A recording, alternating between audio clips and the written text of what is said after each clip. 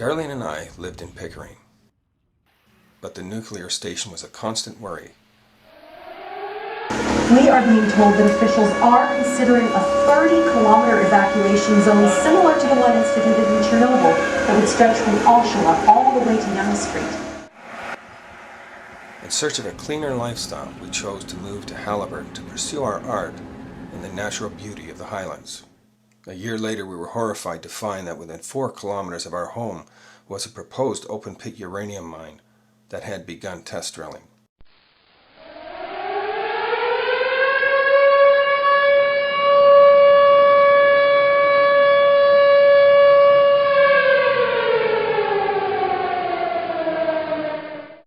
In Canada, uranium tailings contain substantial amounts of toxic elements, especially lead, arsenic, aluminum, vanadium, as well as thorium and radon and radium.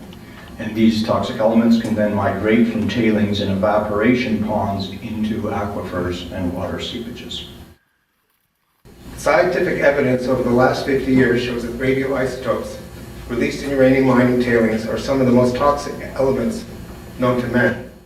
There have been lots of studies that have looked at modern uranium mining in Saskatchewan, for example.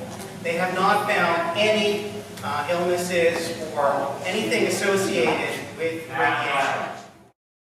We just recently found out our well is contaminated. We have high levels of uranium.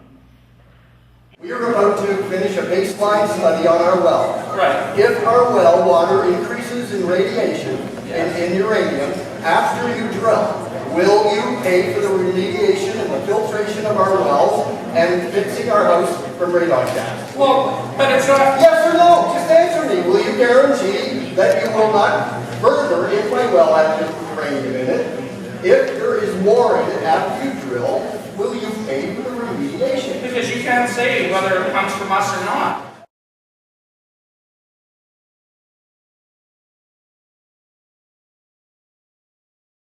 The push for new nuclear plants and in part for uranium prospecting is coming from the McGuinty government's planned $40 billion expansion. We're shipping all the uranium pretty much to the U.S. that shut down all its mines under Reagan once they got the free trade agreement. What kind of a country is Canada becoming? I'm doing this for you and I'm doing it for our country.